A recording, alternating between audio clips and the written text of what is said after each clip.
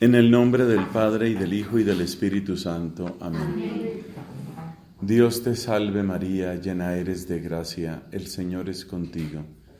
Bendita tú eres entre todas las mujeres, bendito el fruto de tu vientre, Jesús. Santa María, Madre de Dios, ruega por nosotros pecadores, ahora y en la hora de nuestra muerte. Amén. En el nombre del Padre, y del Hijo, y del Espíritu Santo. Amén. Amén.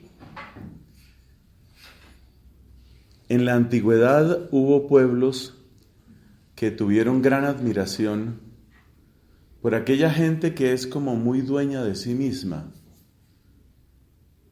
Personas que no se dejan afectar tan fácilmente. Por ejemplo, la escuela filosófica llamada estoica exalta claramente esa independencia, no solo de criterio, sino también independencia emocional y afectiva. Una persona estoica se supone que es una persona que examina todas las cosas con mucha racionalidad, buscando cuál es su lógica, cuál es su logos. Y se supone que es una persona que no se deja afectar demasiado por las emociones. Porque las emociones pueden hacernos obrar irracionalmente. Así, por ejemplo, es tal vez el caso más clásico. Tenemos el problema de la persona airada. El filósofo español muy famoso, Séneca, tiene un pasaje que es realmente de antología, describiendo lo que es la ira. Cómo una persona se descompone cuando tiene un ataque de ira. Es una muy buena descripción. Él describe lo que le pasa a la cara de la persona, cómo tiembla, cómo le cambia la voz, su porte.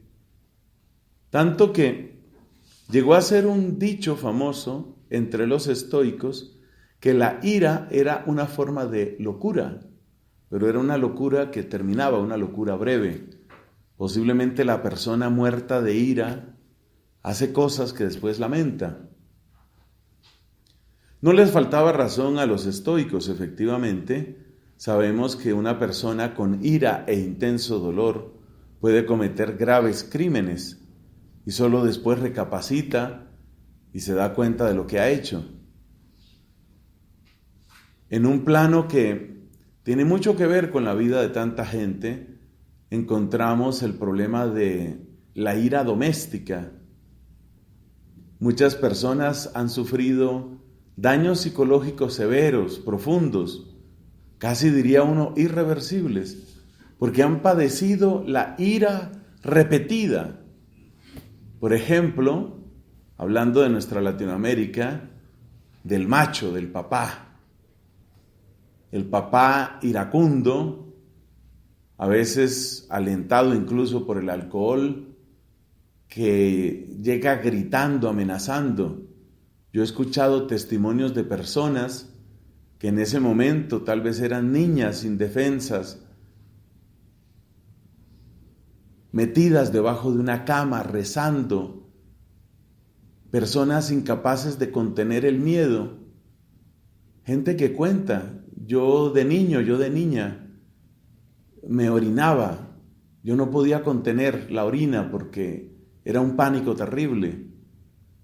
Entonces, los estoicos dicen que cuando una persona se deja llevar por esas pasiones, no es dueña de sí misma, causa un gran daño hacia afuera y también se daña a sí misma porque no es ella ni está actuando de una manera lógica. Lo mismo podría decirse de otras pasiones. La persona que está, por ejemplo, llevada por una pasión de lujuria, puede en un momento dado cometer un absurdo, una locura, echar a perder su matrimonio, puede causar una situación de embarazo que luego no tiene fácil solución y todo fue un momento de pasión. En fin, no demos más ejemplos. Los estoicos estaban convencidos de que es muy peligroso dejarse llevar uno por las pasiones. lo mejor es no apasionarse tanto, lo mejor es mantener un equilibrio, una cierta serenidad. Eso tiene un parecido con cosas que hemos dicho en estas charlas. Mantener la serenidad, es necesario llegar a esa madurez, llegar a esa sabiduría. En una de las charlas decíamos, la persona que ha visto el comienzo y el final, ¿cierto? Entonces ya tiene una actitud que tal vez es menos entusiasta, menos apasionada. Los estoicos recomendaban no apasionarse mucho, no fascinarse, que es nuestro tema del retiro, no fascinarse demasiado, para permanecer más bien dueños de nosotros mismos. Esa recomendación del estoicismo tiene sus grandes expositores en personas como el mismo Séneca, que ya he dicho, como Cicerón, como el emperador Marco Aurelio. Y repito, hay cosas sensatas, cosas que tienen su razón de ser ahí. Pero eso no significa que nuestra fe cristiana se pueda traducir completamente en términos de estoicismo. Sobre todo las bienaventuranzas a las que nos vamos a asomar con el favor de Dios en esta predicación, son bienaventuranzas en las que uno se da cuenta que sí hay un elemento de emoción, de sentimiento. Por ejemplo, piense en el caso de la compasión. Bienaventurados los compasivos, los misericordiosos, porque ellos alcanzarán misericordia. En otro pasaje del Evangelio nos dice Cristo, sed compasivos como vuestro Padre Celestial. Entonces, la compasión ciertamente supone un movimiento de emoción. La compasión no es un acto puramente racional. Uno tiene que sentir dolor. De hecho, eso es lo que significa compasión, es padecer con el otro. La misericordia es también algo parecido. Es el corazón que siente la miseria, que se apropia de la miseria del hermano. Entonces, yo creo que va a ser muy interesante esta reflexión que hagamos. Muy interesante porque nos va a llevar a preguntarnos sobre estas bienaventuranzas. Realmente las que vamos a presentar ahora son de las más atacadas. Atacadas en el sentido de incomprensibles para la lógica del mundo. A mí me llama la atención qué criterios suelen seguir los papás cuando buscan un lugar de educación para sus hijos. ¿Cuáles son los criterios que tienen los papás? Casi siempre los papás quieren, dentro de sus posibilidades económicas, que el niño o niña desarrolle su inteligencia, que tenga una gran capacitación técnica, muchas matemáticas, que tenga mucha seguridad en sí mismo y además de eso, por supuesto, que sepa establecer metas y pelear por sus metas, pelear por lo suyo. Las herramientas para eso son sobre todo intelectuales y ahí se incluyen también los idiomas. Hay colegios en Estados Unidos donde ya se enseña chino, porque es un idioma muy importante hoy para el comercio. Es decir, los papás piensan, queremos un colegio donde nuestro hijo quede preparado para el futuro. Por ejemplo, eso, aprendiendo chino. Yo no veo muchas monjas estudiando chino. Bueno, entonces a estudiar chino porque los niños estudian chino, se preparan para el futuro. Muy razonable. Perfecto, se preparan para el futuro. Pero fíjate lo interesante, en la preparación para el futuro, ¿qué piensan los papás? ¿Cuáles son los criterios? Los criterios son los que he dicho. Que sea muy inteligente, bueno en matemáticas, con varios idiomas, con gran capacidad para el manejo de la tecnología, incluyendo programación y cosas parecidas, y además de eso que tenga metas claras y sepa pelear por sus metas. Que no lo frene cualquiera. Que sea una aplanadora, decimos en este país. En otros países esas máquinas que se utilizan en la construcción de calles las llaman rodillos. Entonces, que mi hijo sea una aplanadora, sea un rodillo, pase por encima de lo que tenga que pasar, tenga claras sus metas, sea brillante, lúcido, inteligente, no se deje de nadie. Después de todo ese discurso vamos a misa. Y llegan a la misa, habla Jesús, sean compasivos. Como que no casa. Da la impresión de que el ser compasivo es una característica de la gente débil. La compasión es de gente débil. Típicamente se ha asociado, por tanto machismo que ha habido en la historia, se ha asociado con las mujeres. Ser compasivo, sentir dolor ajeno, eso es de mujeres. Nosotros los hombres pasamos por encima de lo que sea. Matamos al que sea, violamos al que sea, hacemos lo que queremos. Y esas son las virtudes, entre comillas virtudes, ya vemos, esas son las virtudes que quieren los papás infundir en sus hijos. Que sea resistente, inteligente, con una autoestima así bien alta y que logre sus metas. Entonces, ¿dónde entra ahí, por ejemplo, la mansedumbre? Imaginémonos un papá que llega a un colegio. Bueno, ¿cuál es la oferta educativa de ustedes? Nosotros enfatizamos en que nuestras niñas y nuestros niños conozcan, aprecien y practiquen la mansedumbre. Mansedumbre. O sea que, ¿qué? Entonces va a salir así como... Va a salir así como ¿qué? Entonces mi niña va a quedar ahí como atontada, toda mansa. Va a salir mansita va a salir la niña. La niña va a salir mansita.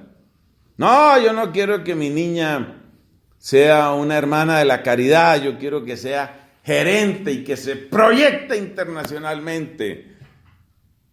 Y que sea independiente sobre todo, para cuando llegue cualquier desgraciado a burlarse de ella, lo ponga en su sitio. Una mujer que sepa ganar su plata y esos modos de pensar quedan profundamente metidos en el corazón de los niños y las niñas. Entonces fíjate que estamos creando una civilización de espaldas a las bienaventuranzas, anti-bienaventuranzas de Cristo. Estamos exactamente en las antípodas, estamos exactamente en el punto opuesto. ¿Ustedes qué proyecto educativo institucional tienen aquí? Para nosotros es importante que los niños tengan hambre de justicia. O sea, ¿hambre cómo? ¿O qué? ¿De qué se trata? Explíqueme mejor de qué se trata. No, lo que dice ahí, que sean personas que siempre tienen hambre de justicia. Entonces, la hija mansa, el hijo hambriento.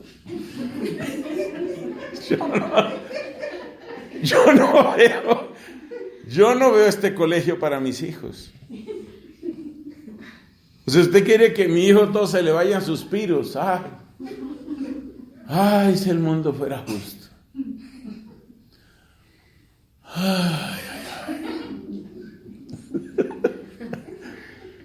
¿Usted quiere eso? Un muchacho suspirante, no aspirante, ni postulante, sino suspirante. Entonces, por eso digo que estas tres bienaventuranzas resultan particularmente chocantes con la lógica del mundo. Resultan absurdas, porque son imprácticas. Si yo lo que quiero es que mi hijo ascienda, que suba en la escalera profesional. Mire usted, por ejemplo, ese vecino mío. No es que yo le tenga envidia a él, no. Pero el tipo es un pobre tonto. Y la hija se cree gran cosa. No tiene 30 años la muchacha, ya la nombraron gerente regional de no sé qué empresa. Entonces, si ella pudo, una muchachita y que eso que... Si esa muchachita pudo, yo quiero que mi hija salga adelante. Pero es que su hija nos ha comentado que a ella le gusta la contemplación. Ah, la contemplación. Está contemplativa la niña, ¿no? Pero eso es porque es muy contemplada. Vamos a acabarle tanta contemplación y que aprenda lo que es la vida. Claro, como así piensan miles y miles y miles, esa es la dificultad de que haya buenas vocaciones. Porque la vida monástica está construida sobre las bienaventuranzas. Escriba esa frase que le va a servir. Los próximos 40, 50 años le va a servir esa frase. La vida monástica está construida sobre las bienaventuranzas. Es por eso por lo que le estamos dando tanta importancia a este tema. La vida monástica está construida sobre esto, sobre la mansedumbre, sobre el hambre de justicia, sobre la compasión y la misericordia. Ahí está construida la vida monástica. Esa es la vida monástica. Y entonces, ¿a qué conclusión llegamos? Llegamos a una conclusión. Que especialmente en las bienaventuranzas se ve el choque entre la lógica de Dios y la lógica del mundo. Y especialmente en estas bienaventuranzas, en todas, pero yo digo que sobre todo en estas. Tratemos de entenderlas, pero antes de eso permítanme que les muestre otra raíz de la oposición brutal, porque es oposición brutal, entre la lógica de Cristo y la lógica del mundo, la lógica del mundo. Resulta que para un filósofo que ha tenido una espantosa influencia en el siglo XX y parte del XXI, filósofo llamado Federico Nietzsche, para este hombre el cristianismo es básicamente debilidad. El cristiano es débil y además de eso, tonto. Débil y tonto es el cristiano según la manera de pensar de Federico Nietzsche. Es tonto, voluntariamente tonto, porque en realidad no quiere ver las cosas como son. Entonces se refugia en sus mitos, en sus fantasías, que él llama religión. Y es débil porque se ha inventado o ha recibido una cantidad de preceptos que muestran cobardía, pero una cobardía muy bien disfrazada. Entonces decía Nietzsche, por ejemplo, eso de que perdonar a los enemigos. Eso de perdonar a los enemigos es cobardía. El que tiene fuerza para pelear se planta delante del enemigo, le rompe lo que se llama cara, lo pone en su sitio y se acabó el problema. Eso es el que tiene con qué pelear. El que no tiene con qué pelear, entonces sale escondiendo asustado con el rabo entre las patas y dice, yo te perdono, yo te perdono. Entonces el perdón cristiano es pura cobardía. Este señor era furibundo enemigo del cristianismo. Él tiene una obra que se llama El Anticristo. Así tal cual. Y muchos de los jóvenes que ustedes y yo conocemos o tenemos cerca han tenido esa clase de lecturas, el Anticristo. Vamos a aprender cómo el cristianismo es una soberana estupidez. Vamos a aprenderlo. Ese es el papel de Nietzsche dentro de esta historia. Entonces, dice uno, especialmente con estas tres bienaventuranzas, la de la mansedumbre, la del hambre y de justicia, la del corazón compasivo, parece que eso le estuviera dando la razón a Nietzsche. Eso de estar poniendo la otra mejilla, eso de estar suspirando por un mundo nuevo, eso de estar con esa misericordia, que en el fondo significa ineficiencia en la justicia, eso se deja para gente débil, dice Nietzsche. Y hay personas que ciertamente piensan así. Entonces, fíjate de qué hemos hablado. Hemos hablado de estoicismo, hemos hablado de la lógica del mundo, y hemos hablado de un filósofo. Podríamos mencionar otros. En la línea existencialista, que tiene deuda ciertamente con Nietzsche, en la línea existencialista hay uno llamado Jean-Paul Sartre. Y Jean-Paul Sartre decía, esa imagen nunca se me olvidará, él decía, nosotros no nos resguardamos debajo de cualquier alero, de cualquier tejado. Decía él, la fe, la religión, es una manera de no afrontar la realidad. Por ejemplo, la realidad de la muerte. Yo no afronto la realidad de la muerte, sino que me meto así debajo de un tejado. La tragedia de la muerte llueve sobre el mundo, pero yo estoy aquí metido bajo un tejado. Como que la lluvia no existe para mí. Entonces yo vivo en ese engaño. Entonces, según Sartre, los verdaderos, los valientes, los honestos, son los filósofos como él. Esa es la corriente existencialista. Nosotros, piensa Sartre o pensaba, ya se murió hace rato, nosotros los existencialistas, nosotros sí somos los que afrontamos la vida como es. No nos ponemos ahí debajo de tejaditos de que aquí con esta novena, con este rezo, con estas oraciones y ya. No, la vida es trágica, la vida es terrible, la vida es espantosa y usted no tiene más remedio que ser libre. Usted está condenado a ser libre. ¿Qué significa esa frase? Significa usted tiene que asumir la plena responsabilidad de todo lo que usted es. No tiene escapatoria. Bueno, ahora sí se completó la lista.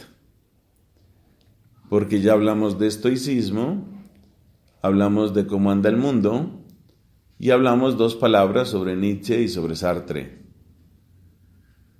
¿Qué son estas bienaventuranzas? ¿Qué es?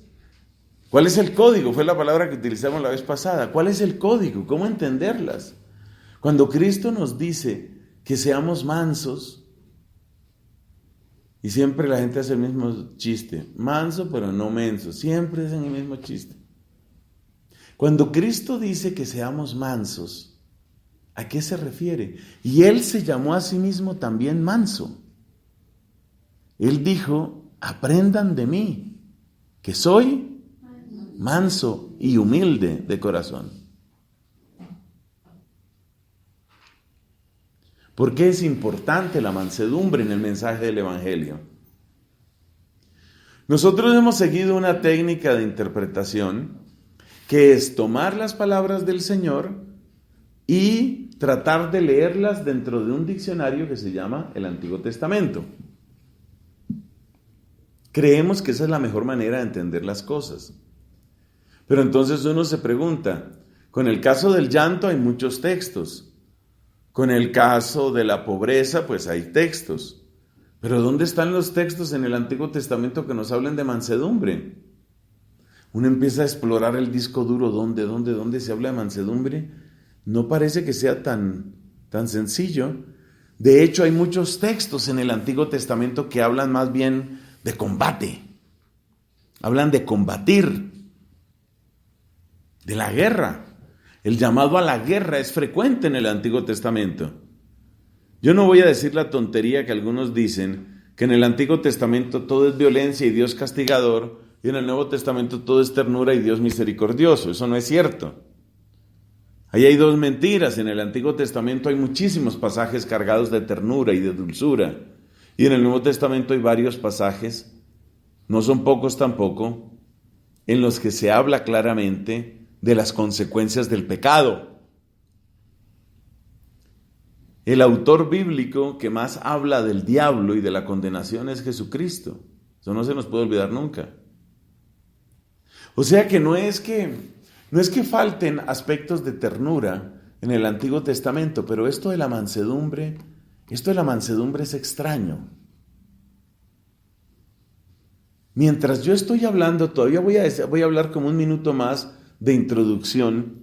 Usted trate, por favor, revise su disco duro, es decir, revise su cerebro y trate de recordar dónde aparece algo sobre mansedumbre en el Antiguo Testamento. Porque ya, yo digo, religiosas, contemplativas, tantos años, Dios mío, cantando los salmos, orando. Yo pienso que deberían tener un dominio de la Sagrada Escritura, una cosa impresionante. Tenemos que trabajar más en eso, mucho más todos. Reconozcamos que es difícil. Reconozcamos que es difícil encontrar pasajes que hablen de mansedumbre. Bueno, entonces tratemos de plantear la pregunta un poquito diferente y verá que vamos llegando a cosas bien interesantes.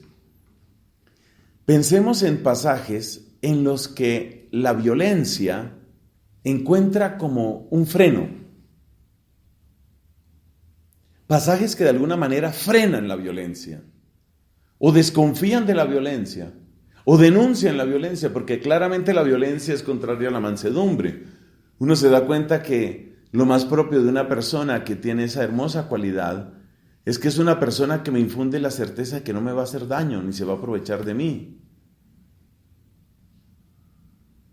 Esas personas tienen una capacidad de bien muy grande porque atraen mucho las personas que tienen mansedumbre. Es una de las razones por las que muchas veces los nietos se acercan con tanto cariño a los abuelos, porque sienten que en el abuelo hay como una especie de cariño que no hace daño, como sin condiciones.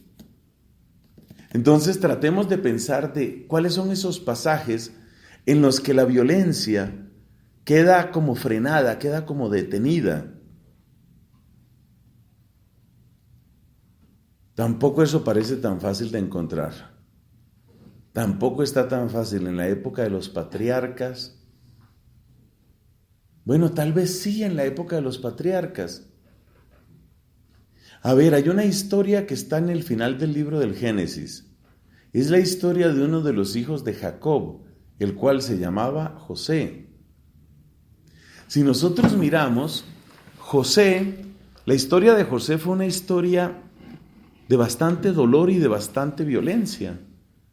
Odiado por sus hermanos, José tiene que escuchar cómo se dicen unos a otros: matémoslo, matémoslo. Y untamos su sangre y le decimos al papá que se murió y se acabó. Es decir, ahí aparece la brutalidad, la agresión. Finalmente sí sufre una agresión, aunque no directamente física, porque es vendido a unos mercaderes y esos mercaderes lo revenden. O sea, él queda convertido en un objeto que lo compran y lo venden. Y lo venden allá en Egipto.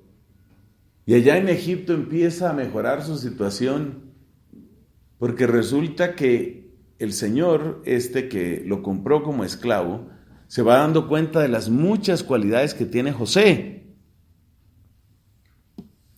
y le va dando más confianza. Pero entonces todos recordamos seguramente lo que sucedió. La esposa de este señor, que se llamaba Putifar, la esposa pues se enamora, se obsesiona con este hombre llamado José y a toda costa quiere tener algo con él. Cuando no lo logra y cuando se ve denunciada, lo calumnia. Y eso también es terrible. Y va a dar a la cárcel del faraón. Esa es una tragedia.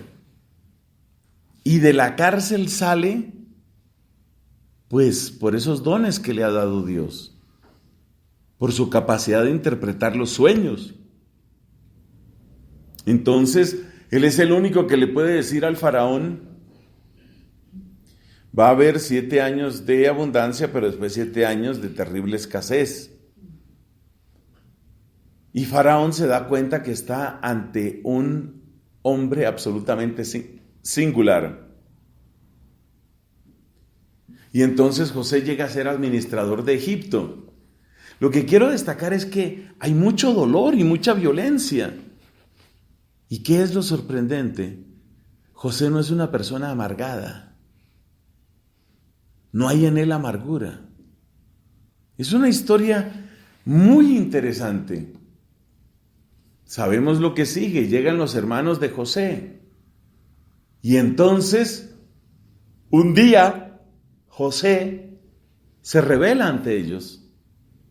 Hace salir a todos los funcionarios egipcios y se queda él solo con sus hermanos. Y les dice con un grito con el que empieza a llorar: yo soy José.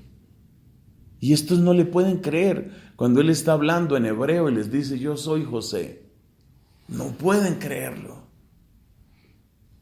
¿Y qué actitud toma él? ¿Una actitud de venganza? ¿Una actitud de crueldad, de revancha? Su actitud es tan humilde, es tan sabia.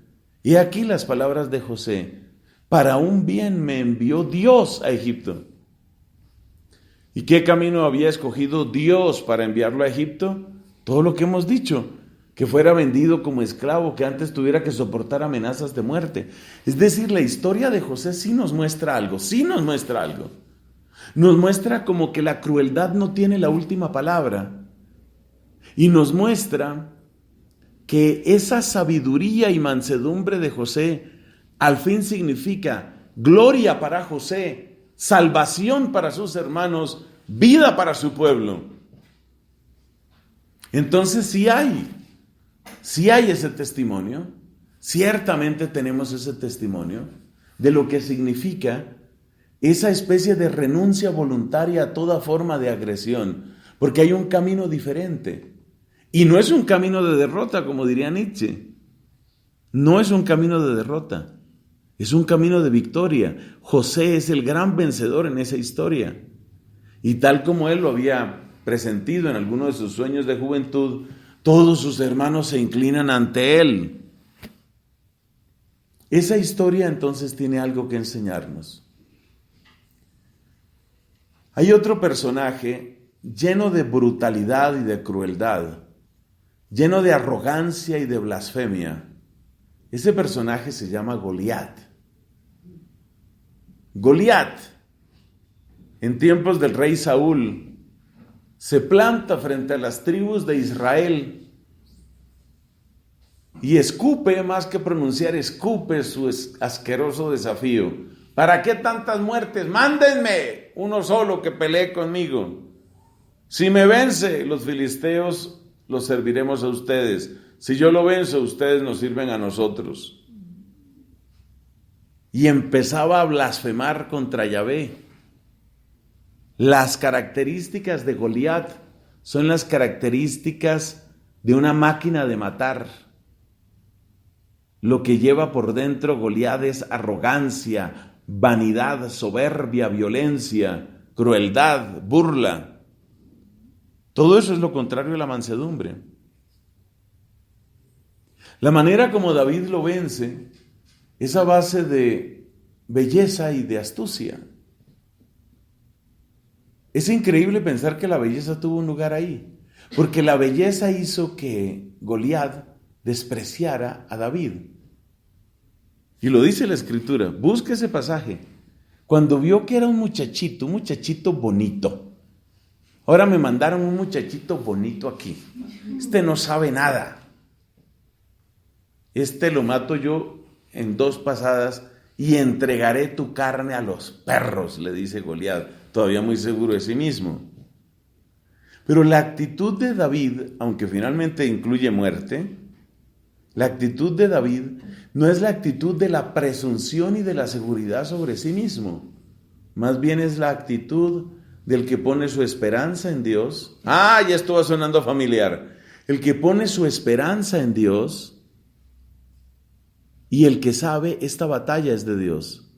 Recuerda las palabras que dice David. Tú vienes contra mí con espada y con armadura, Yo voy contra ti en el nombre del Señor de los ejércitos. Esta batalla es de Dios. Oiga, esto está muy interesante porque eso fue parecido a lo que hizo José. José se dio cuenta, no vale la pena que yo me enrede en una pelea con mis hermanos. No tiene sentido. No tiene sentido. ¿Qué sacamos con eso? O sea, yo ahora me voy a vengar de mis hermanos. ¿Y qué? ¿Qué se saca con eso? La crueldad es estéril. La crueldad es improductiva. La crueldad es estúpida. Si la crueldad es estúpida, seguramente la mansedumbre es sabia. Y la mansedumbre está de hecho muy unida a la sabiduría en los dos ejemplos que hemos dado. Pero hay otro ejemplo que merece ser contado. Ese ejemplo pertenece a la historia del libro de Daniel. ¿Qué sucede en el libro de Daniel?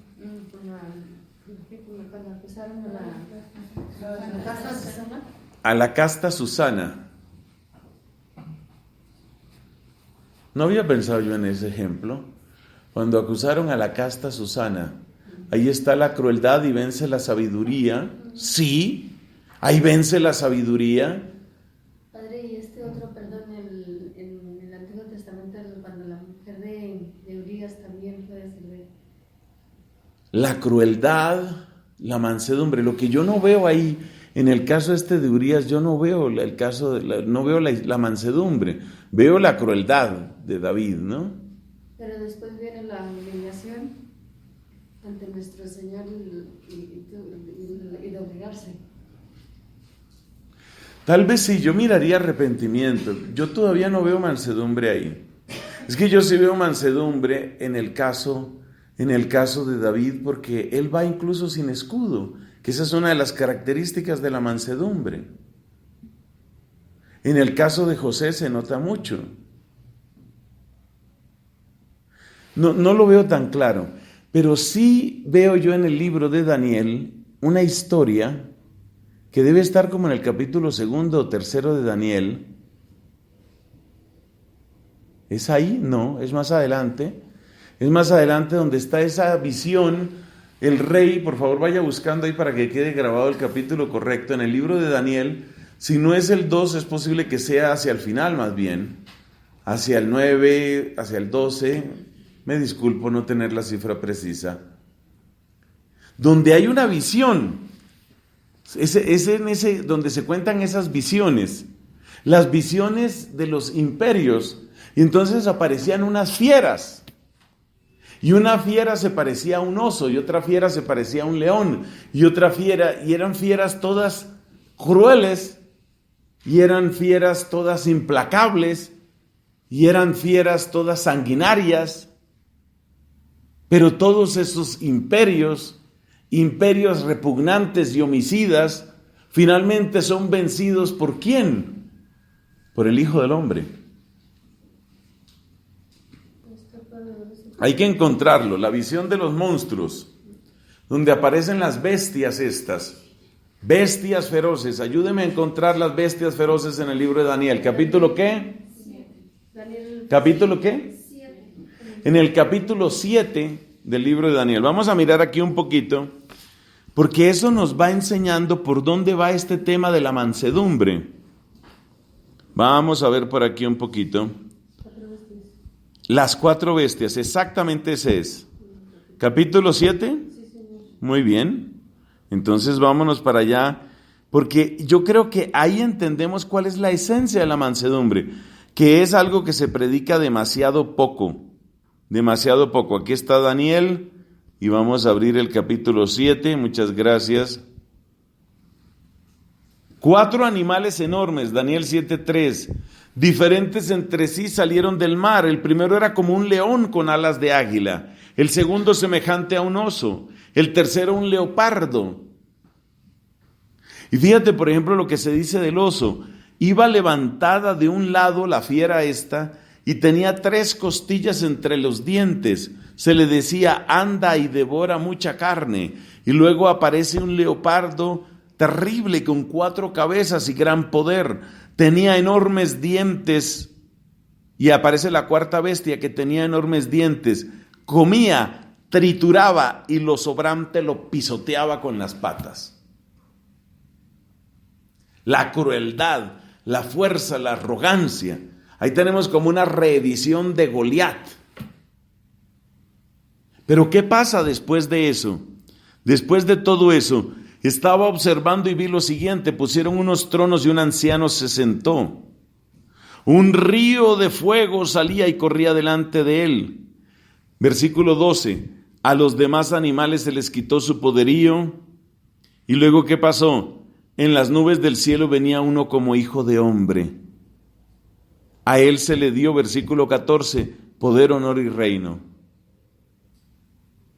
Entonces, es posible que haya otros textos, pero yo me quedaría con estos tres que he mencionado. La historia de José, la historia de Goliat, o de David con Goliat, y la visión del capítulo 7 del libro de Daniel sobre las 4 bestias. ¿Qué es lo importante? ¿Cuál es la enseñanza que surge aquí? La podemos sintetizar en unas 2 frases. Primero, lo que hemos dicho: la crueldad es estéril y es estúpida. La crueldad es tonta. La crueldad es tonta. Es estéril, no produce fruto, frena. Entonces, toda esa arrogancia de Goliat, ¿en qué queda y para qué sirve? Toda esa crueldad que experimenta José es vencida por la mansedumbre y la sabiduría. La sabiduría y la mansedumbre y la belleza en David son las que vencen a Goliat. Y el que vence a las fieras terribles, de las cuales una ni siquiera tiene nombre, en el capítulo 7 de Daniel, ¿quién es el que vence? Es un hijo de hombre. Entonces la enseñanza es esa. La enseñanza es que la crueldad es estéril, y añade esta otra que aparece también en otro pasaje de Daniel, en esa estatua que tenía como varias partes, pies de hierro y bronce y no sé cuántas cosas. Y mira lo que aparece ahí. La crueldad es estéril, número 1. La crueldad es cíclica. Es cíclica. Va pasando de un imperio a otro. Es decir, la crueldad no se encadena en la repetición. La crueldad es estéril y la crueldad encadena en la repetición. Es más o menos lo mismo que ya le hemos oído decir muchas veces a nuestros obispos y a tantos líderes santos en la iglesia. La violencia solo trae más violencia. Entonces, si la crueldad es estéril y si la crueldad es cíclica y si la arrogancia es estúpida, entonces, ¿cuál es el verdadero camino? El verdadero camino va a suponer la superación de esa crueldad, la superación de esa arrogancia, la superación de ese gesto amenazante. Esa es la mansedumbre. Entonces, en contra de lo que decía Nietzsche, la mansedumbre no es debilidad, es suprema inteligencia. La mansedumbre, la verdadera mansedumbre es suprema inteligencia. Es posible que haya personas que por cobardía no obran, pero la verdad es que la mansedumbre es verdadera inteligencia. ¿Y la verdadera inteligencia en qué consiste?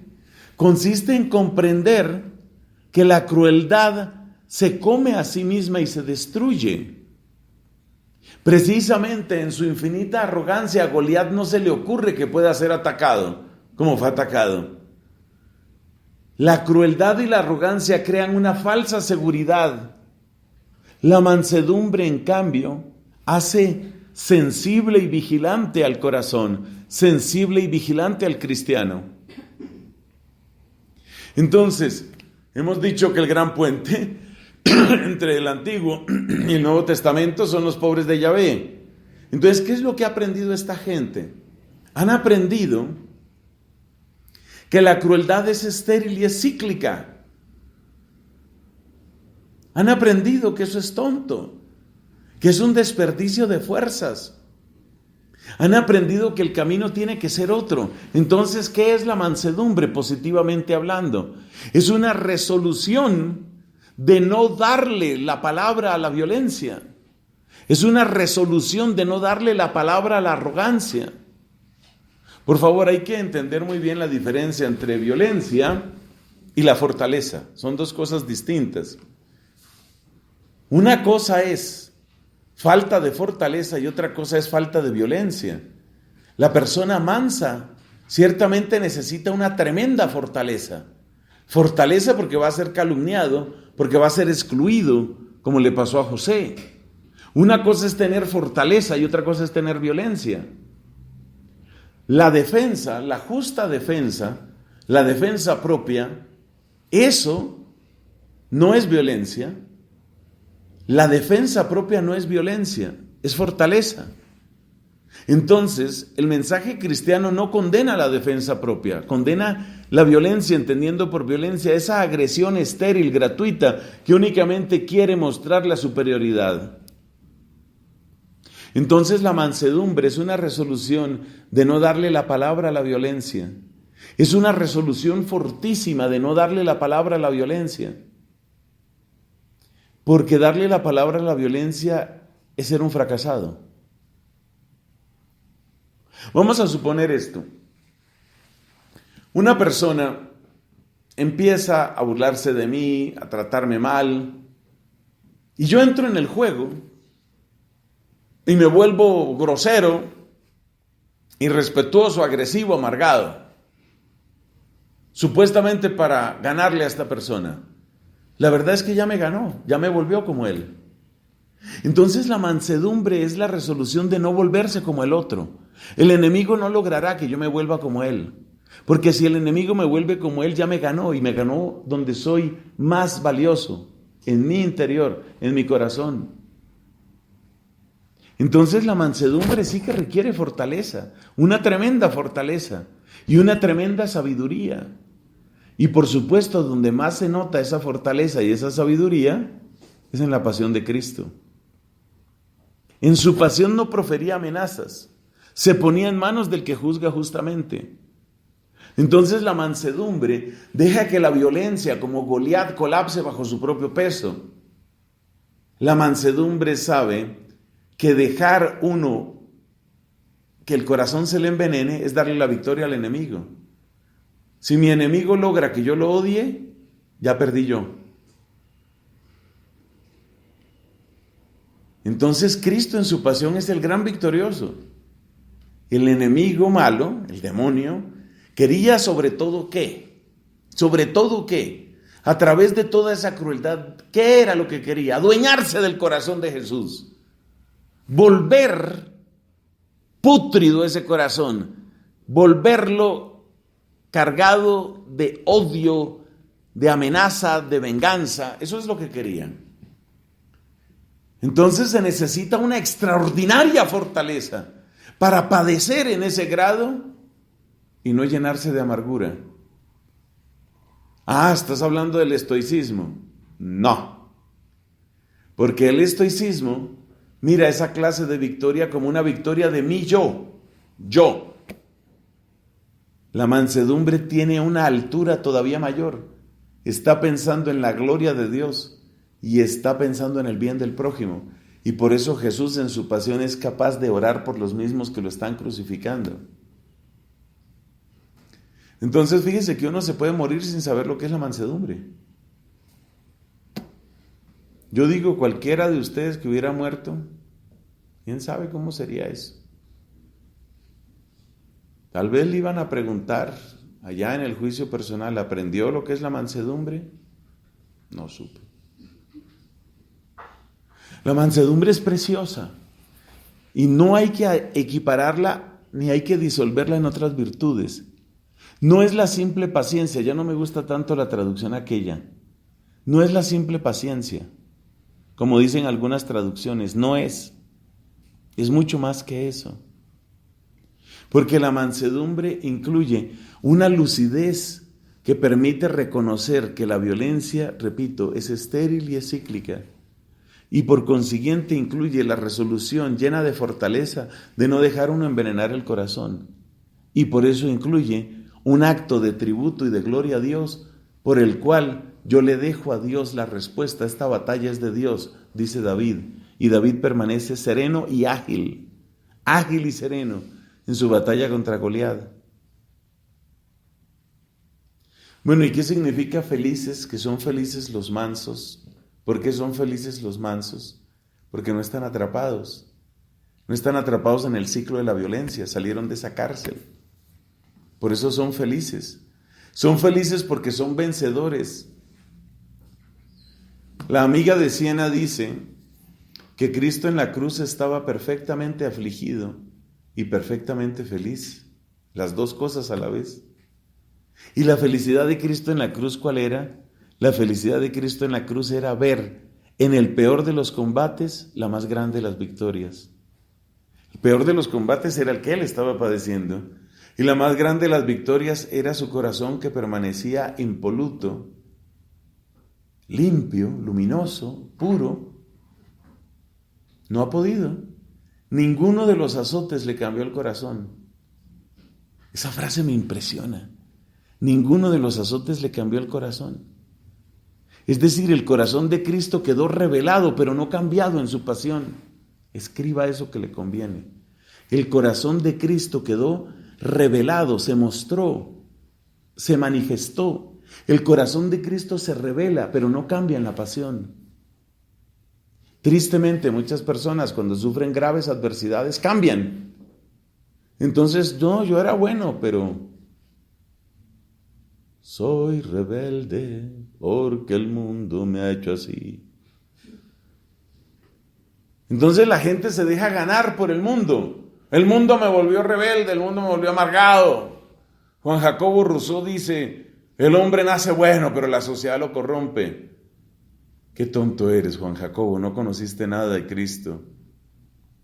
Entonces, lo impresionante del corazón manso de Cristo, ¿qué es? Que la pasión no lo cambió.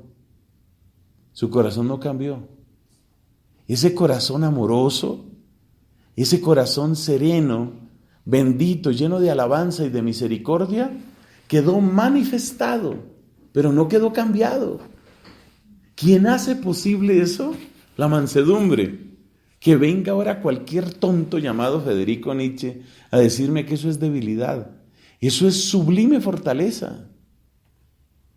Sublime fortaleza. Y de ahí la profunda relación que tiene con las otras dos palabras que hemos puesto, es decir, con el hambre y sed de justicia. Hambre y sed de justicia. Bueno, ¿y eso qué? Les presenté la escena del señor que llega al colegio a traer a su hijo y a su hija, y al fin no dejó a ninguno. ¿Y qué fue lo que no le gustó? ¿No le gustó que la madre rectora, es un colegio mixto, que la madre rectora, que había hecho unos buenos retiros, ese es el peligro, hacer buenos retiros. La madre rectora había hecho buenos retiros, entonces se pone a decirle al papá, no, aquí los educamos en el hambre y la sed de la justicia. Y este señor empieza a burlarse de eso. Ay, entonces mi hijo va a quedar hambriento. Entonces mi hijo hambriento ahora, pues, lo que me faltaba. No dejó al hijo en el colegio, claro. No entendió nada. Bueno, ¿y cómo será entonces a la luz de esto que hemos explicado, de esa bienaventuranza tan importante y tan bella de la mansedumbre? ¿No ve que se predica muy poco de la mansedumbre? ¿Qué añade esto del hambre y sed de justicia? El hambre y sed de justicia tiene tres elementos. Primero, la conciencia de que el mundo como está no es. O sea, supone un elemento de descontento, de inconformidad, de insatisfacción. Ese es el elemento número uno que está ahí. Y eso es grande, porque eso es una participación de la mirada de Dios. Solo quien tiene una participación de la mirada divina es capaz de darse cuenta que el mundo como está va mal. Segundo, que es un acto precioso.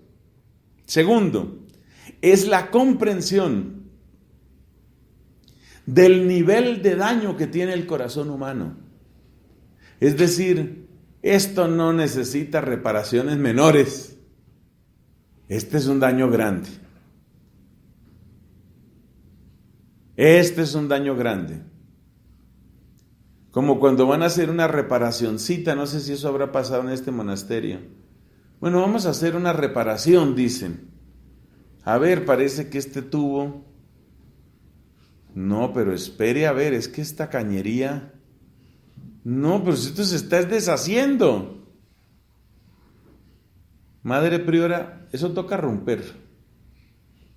¿Sí les ha pasado que les toque romper así a veces? Cada rato le dicen a uno, no, esto toca romper. Quizás algunas veces es tratando como de mirar si uno se da cuenta o no de las cosas, pero la verdad es que muchas veces sí toca romper y toca hacer cambios grandes. Entonces eso es lo que pasa con el hambre y sed de justicia. Es tomar uno conciencia de que el daño es grande, que eso no es ahí rezanemos aquí un poquito, no. Eso no es que esta llave gotea, pero póngale ahí un cordón bien fuerte, apriete bien. No. Esas reparaciones domésticas, Esas reparaciones domésticas. Ay, cuántas veces ve uno eso. Sobre todo en los patios se ve eso, ¿no? Llaves ahí amarradas con un hilo y eso lo tiemblan. Y lo tiemblan el hilo. Entonces el hambre y sed de justicia es la conciencia de que el daño es severo. El daño es profundo. Profundo y antiguo. ¿Dónde se dice eso en la Biblia? Salmo 51. Por algo dice este hombre, crea en mí un corazón.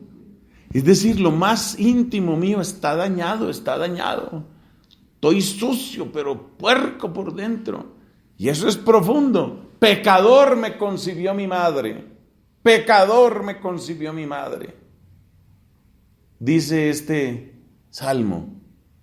O sea, el daño es profundo y es antiguo. Entonces, el que tiene hambre y sed de justicia, en primer lugar, participa de la mirada divina para decir, esto no es lo que Dios quiere. Segundo, la reparación no es sencilla. No es sencilla significa, este no es tema de que llegue otro partido político, no es tema de que ahora vamos a elegir otro prior que sí. Por ejemplo, los dominicos este año tenemos elección de prior provincial. Vamos a elegir otro prior provincial que ahora sí. El problema no es ese. Entonces, el hambre y sed de justicia supone una conciencia de que el daño realmente es muy, muy profundo. Muy profundo. Es tan profundo que requiere una nueva creación. Y el único que crea es Dios. Crea en mí un corazón puro. Y dice Ezequiel 36, les daré ¿qué? Un corazón nuevo y un espíritu nuevo. Solo Dios lo hace. Por eso significa hambre. Hambre porque me doy cuenta de que necesito ese alimento. Ese alimento no lo tengo yo mismo. Solo Dios puede hacerlo. ¡Qué hermosura! ¡Qué hermosura! Y luego, ¿qué otro elemento aparece en el hambre y sed de justicia? Pues aparece otro elemento y es lo primero que tiene que ajustarse soy yo. Porque claro, uno siempre quiere mejorar el mundo, pero allá empiecen a cambiar por allá y vamos aquí acercándonos. A ver, empiece usted, por favor, se convierte, luego usted, yo al final. Entonces uno quiere siempre que los demás se conviertan. Eso es muy chistoso cuando uno hace retiros para parejas, que eso también me toca a mí. No todas las veces sufre uno con monjas dominicas, ¿no? También hay retiros de parejas. Entonces en un retiro eso es muy simpático, porque entonces llega cierto tema y entonces empiezan las señoras, ¿no? Oiga, ¿se está oyendo? ¿Oyó lo que dijo el padre? Y al ratico está él. Mija, ¿se oyó? ¿Pero se oyó? Entonces, ¿qué demuestra eso? Que cada uno siempre quiere aplicarle el retiro al otro, ¿no? Y que la conversión la empiece el otro. El hambre y sed de justicia está aquí. Y eso lo muestra Jesús. ¿Por qué dices, espera y te quito esa motita del ojo, teniendo tú una viga en tu propio ojo? Empieza por ti. Entonces el hambre y sed de justicia tienen esas tres dimensiones preciosas. Primera, esto que ve en mis ojos no es lo que Dios quiere. Segundo, el daño es profundo. No es un arreglo cosmético, no es un arreglo menor, no es un simple cambiar personas y nombrar otras. Es mucho más profundo y solo Dios puede lograrlo. Tercero, el cambio tiene que empezar por mí. El cambio tiene que empezar por mí. Son enseñanzas preciosas.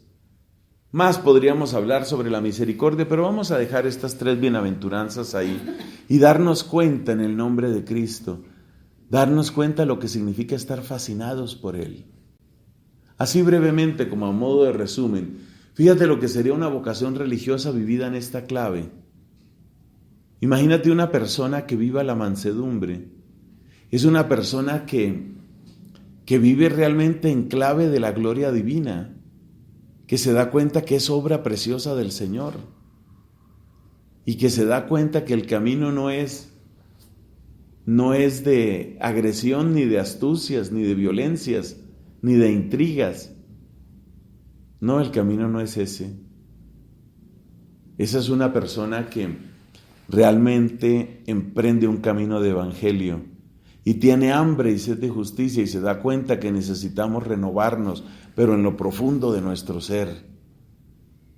Y tiene compasión y tiene una profunda misericordia, porque cuando uno se da cuenta de todo esto y de lo que es el ser humano, uno empieza a mirar a las otras personas y uno empieza a sentir en qué batalla andará este hermano, en qué batallas andará esta hermana.